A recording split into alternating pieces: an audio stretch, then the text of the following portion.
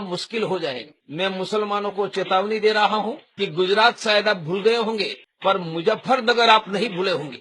भारत में हिंदुओं की रक्षा के लिए आर्थिक शस्त्र का प्रयोग करेंगे। क्या पकड़े हुए? भारत माता की जय बोलो।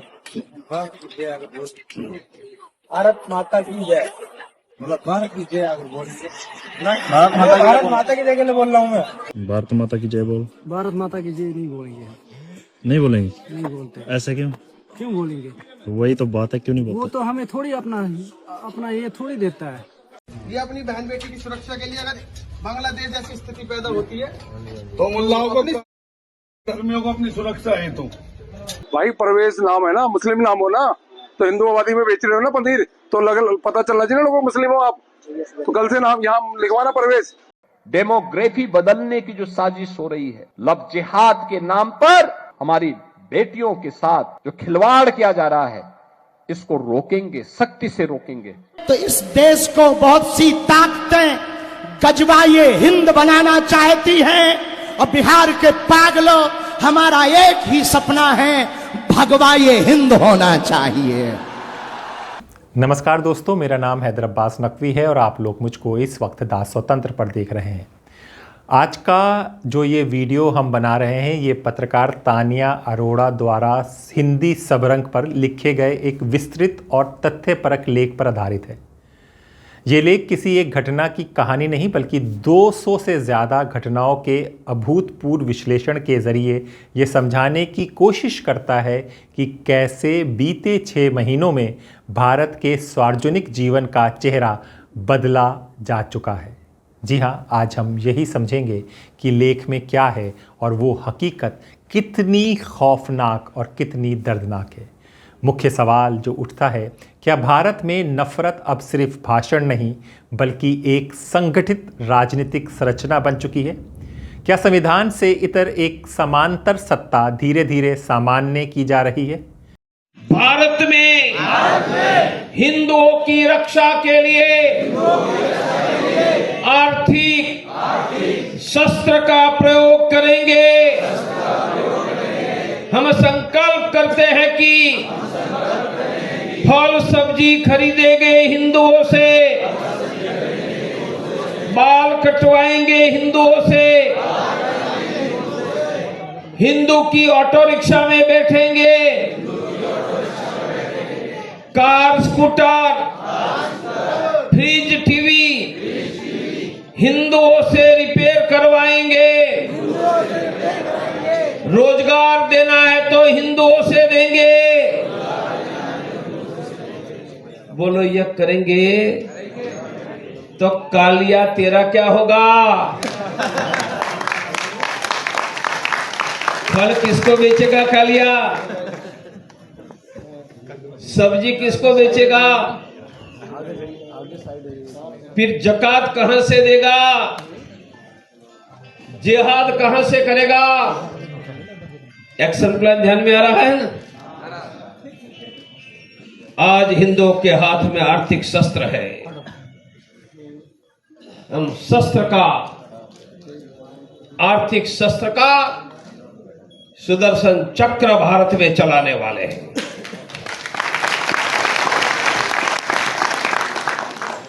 इसलिए आप सबको मैंने बताया, ऐसा आचरण से कट्टर हिंदू बनना है। जी, बात 6 महीने, कई राज्य और एक पैटर्न। पिछले कई महीनों में उत्तर प्रदेश से गुजरात, असम से महाराष्ट्र तक छोटे कस्बों, मंदिरों के प्रांगण, सामुदायिक भवनों और अस्थायी मंचों पर एक जैसी भाषा, एक जैसे नारे और एक जैसी राजनीति दिखाई देती है। इसमें हमें पता चलता है कि प्रवीण तोगड़िया के नेतृत्व वाली अंतर्राष्ट्रीय हिंदू परिषद, जिसे AHP, और उसकी युवा इकाई राष्ट्रीय बजरंग दल RBD ने दर्जनों रैलियां, शस्त्र पूजा और त्रिशूल वितरण किए, वैचारिक ट्रेनिंग कैंप और तथाकथित जागरूकता अभियानों का आयोजन किया गया, जिसका नज़ारा आप आए दिन सोशल मीडिया पे किसी ना किसी वीडियो के ज़रिए देखते और सुनते होंगे। मुश्किल हो जाएगा। मैं मुसलमानों को चेतावनी दे रहा हूं कि गुजरात शायद आप भूल गए होंगे, पर मुजफ्फरनगर आप नहीं भूले होंगे। तो ये क्यों हो रहा है उसी को हम आज आपको समझा रहे हैं, जो तानिया अरोड़ा के लेख में लिखा गया है रिसर्च के साथ।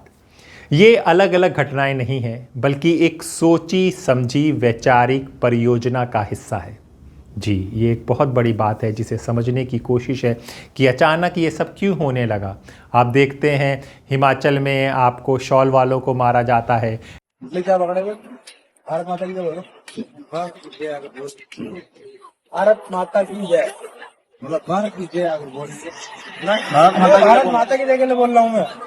कहाँ है करते थे? कश्मीर में। कश्मीर में कहाँ? कुपवाड़ा में। नाम क्या है? नासिर।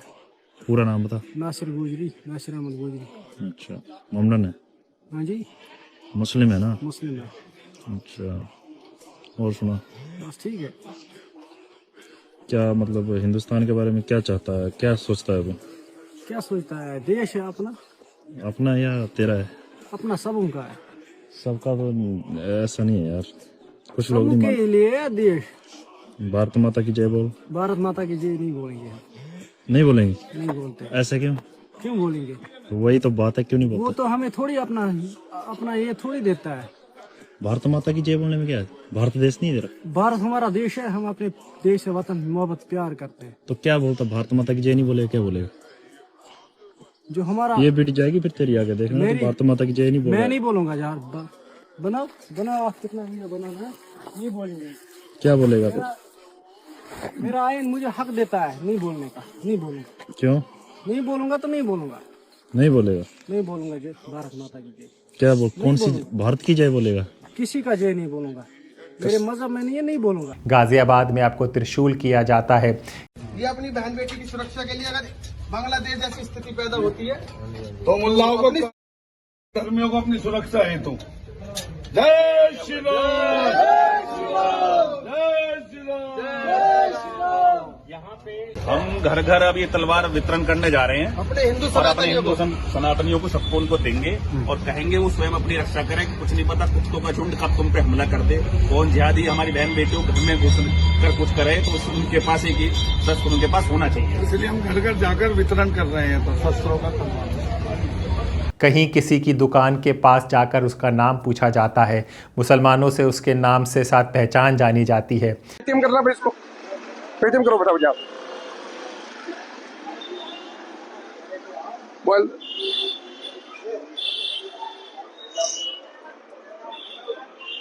परवेज आ रहा है, परवेज एक्स। क्या नाम? परवेज, परवेज एक्स। तो इसमें परवेज क्यों नहीं लिखते? नाम क्यों नहीं लिखते यहाँ पे अपना? भाई परवेज नाम है ना, मुस्लिम नाम हो ना, तो हिंदू आबादी में बेच रहे हो ना पनीर, तो पता चलना चाहिए ना लोगों को मुस्लिम हो आप, तो कल से नाम यहाँ लिखवाना परवेज। ठीक है? हिंदुओं की आबादी में काम कितने टाइम से लगा रहा है? जब भी आए हो आप नाम लिखिए अपना यहाँ पे, परवेज खान जो भी नाम है आपका। ठीक है? यहाँ अभी नवरात्रे आएंगे, लोगों के व्रत होंगे, तुमसे ले जाएगा पनीर, पता तो चलना चाहिए उसको।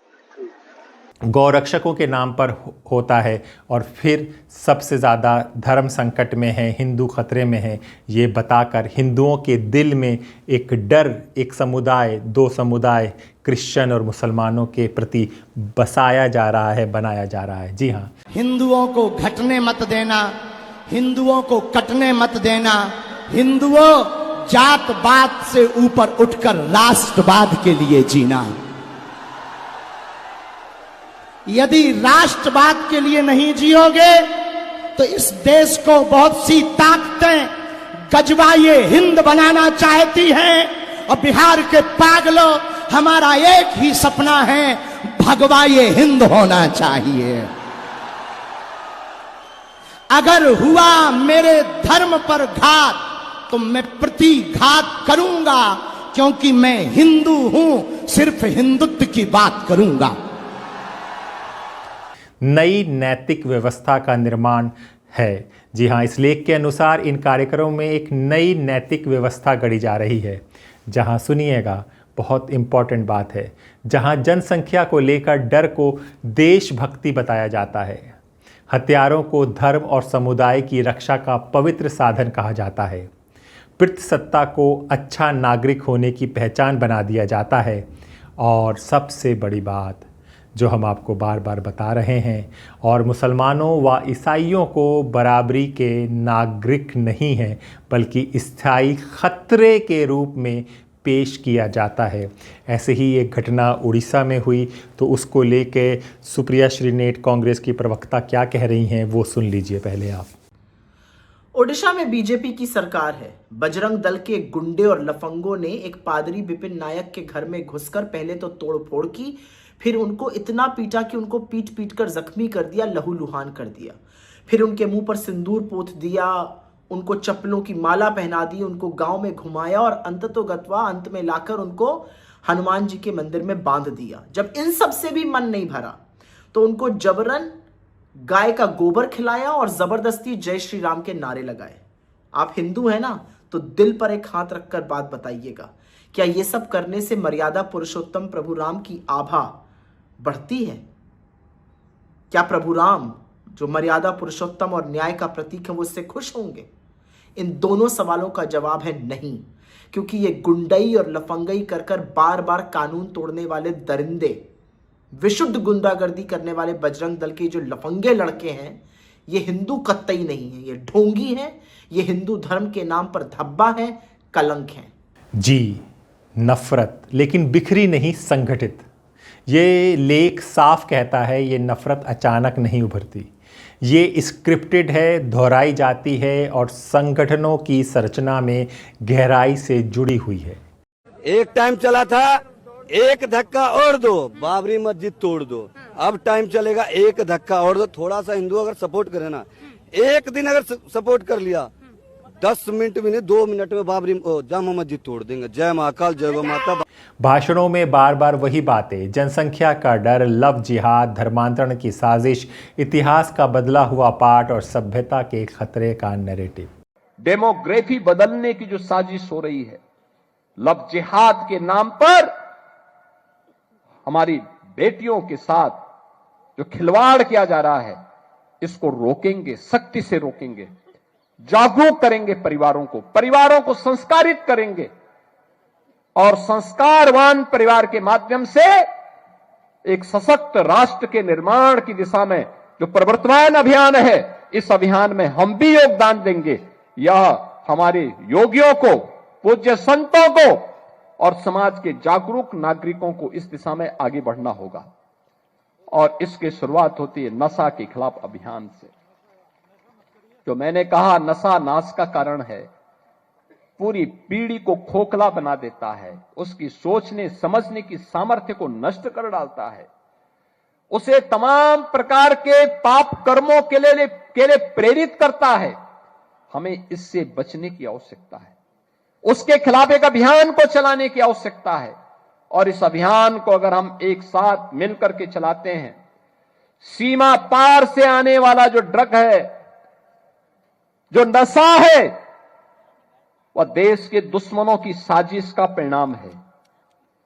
कोई जाने अनजाने में उसमें लिप्त है, उस अवैध कारोबार में लिप्त है, उसको वार्न करिए, लोकल पुलिस को अवगत कराइए, समाज को और उसके परिवार को अवगत कराइए। इस पाप की भरपाई तुम जीवन भर नहीं कर पाओगे। जो ये कृत्य कर रहे हो, इसके बारे में बताइए उनको, और नहीं मानता है तो समाज संगठित होकर के इसके विरोध में खड़े हो जाए। अनुष्ठान और हिंसा का पवित्रीकरण, शस्त्र पूजा, त्रिशूल दीक्षा, तलवार और हथियारों का सार्वजनिक प्रदर्शन, ये लेख बताता है कि ये सिर्फ धार्मिक रस्में नहीं, ये हिंसा को नैतिक और धार्मिक रूप से जायज़ ठहराने के तरीके हैं। जब हथियारों को आशीर्वाद दिया जाता है तो असल में हिंसा को ही पवित्र बनाया जाता है। सभी भाइयों को जय श्री राम। मैं सभी को ये कहना चाहता हूँ, जिस प्रकार बांग्लादेश में हमारे हिंदू भाइयों को इस तरीके से मारा जा रहा है, घेर करके एक पागल कुत्तों का झुंड आता है और वो सबको मार के चला जाता है, तो ऐसी स्थिति बांग्लादेश में, पाकिस्तान में, कश्मीर में जैसी हुई है वो आप कल्पना तक नहीं कर सकते हैं। अब हम लोग तो एक काम कर रहे हैं, हम पूरी ताकत के साथ अपने भाइयों को, अपने हिंदू परिवारों को तलवार वितरण का कार्य कर रहे हैं और पूरी ताकत से अपने घरों में तलवार पहुंचाएंगे, क्योंकि वैसे तो सरकार को हर हिंदू को लाइसेंस देना चाहिए, लेकिन वो लाइसेंस नहीं दे पा रहे हैं, पता नहीं क्या कारण है। लेकिन हम लोग अपने परिवारों को तलवार से तो ताकतवर बना ही सकते हैं। अगर कोई आ जाए तो हिंदू के घर में एक अच्छा सा चाकू भी नहीं है। अपनी आत्मरक्षा के लिए हर हिंदू के परिवार में तलवार बांटने का काम हिंदू रक्षा दल विधिवत कर रहा है और करता रहेगा। विजिलेंट सॉर्विटी समांतर सत्ता सबसे गंभीर चेतावनी यहां से आती है। एएचपी आरबीडी के कार्यकर्ता अंतर धार्मिक रिश्तों में दखल देते हैं, प्रार्थनाओं सभाओं को रोकते हैं, मोहल्लों में निगरानी करते हैं और कई जगह पुलिस जैसी भूमिका निभाते हैं। गाली बकना बाप है, बजरंगल हमारा बाप है। गाली बकना बाप है, बजरंगल हमारा बाप है। गाली बकना बाप है, बजरंगल हमारा बाप है। गाली बकना बाप है।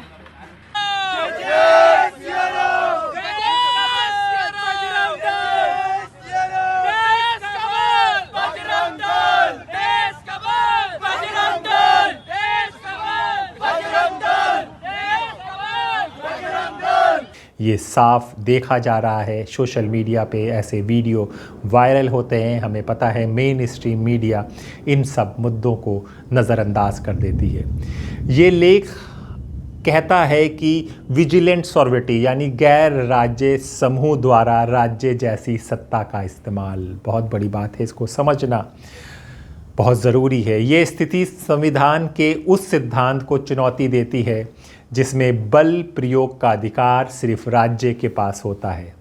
दोहरी व्यवस्था का उभार, एक तरफ संविधान जो बराबरी, आज़ादी और धार्मिक स्वतंत्रता की बात करता है, दूसरी तरफ एक बहुसंख्यवादी समांतर व्यवस्था जो तय करती है कौन सही नागरिक है, किससे रिश्ता रखना चाहिए और किस पर शक किया जाना चाहिए। जय श्री राम बोल भाई। हाँ? जय श्री राम बोलो। मैं बोलता हूँ अस्सलाम वालेकुम। अब तू तो बोल दे भाई जी, बोल दे जय श्री राम बोल दे। आगे आगे चले जाए। नहीं तो ये नहीं लगना यहाँ। हाँ आगे चले जाए। ये नहीं लगेगा यहाँ। जितने तेरे सगे साथी है ना भाई, देखो इसकी शक्ल देख लो अपने भाई लोग। सेल लेके सेल देख के आपका अपना बाजार दमा। जय श्री राम भाई। अब तो बोल दे। नमस्ते भैया जी। नमस्ते नहीं बोला, जय श्री राम बोला भाई। जय श्री राम, बस इतना 3 अक्षर बोलने। ये लेख ये भी चेतावनी देता है, अगर ये प्रक्रिया यूं ही चलती रही तो संविधान कमज़ोर नहीं, धीरे धीरे विस्थापित हो सकता है। कानूनी और लोकतांत्रिक खतरा, नफरत भरे भाषण, हथियारों का सार्वजनिक प्रदर्शन, धार्मिक स्वतंत्रता में दखल, ये सब भारतीय न्याय संहिता, आर्म्स एक्ट और संविधान के अनुच्छेद 14, 15, 25 और 26 का खुला उल्लंघन है। लेकिन हम देख रहे हैं पुलिस की चुप्पी, चुनिंदा कार्रवाई और राजनीतिक मौन इन्हें सामान्य बना रहा है। जी हाँ, तान्या अरोड़ा, ये लेख सिर्फ चेतावनी नहीं, एक दस्तावेज है जो दिखाता है कि नफरत अब भावना नहीं, शासन का तरीका बनती जा रही है। ये सवाल हम सबके सामने है, क्या भारत का संविधान भीड़ की राजनीति से खुद को बचा पाएगा या फिर समांतर सत्ता हमारे लोकतंत्र की नई सच्चाई बन जाएगी? आप क्या सोचते हैं? क्या ये खतरा वास्तविक है या इसे नज़रअंदाज किया जा सकता है? अपनी राय कमेंट में लिखिए और अपने दोस्त हैदर अब्बास नकवी को इजाज़त दीजिए। जब तक हम स्वतंत्र हैं, स्वतंत्र खबरें आप तक लाते रहेंगे। नमस्कार।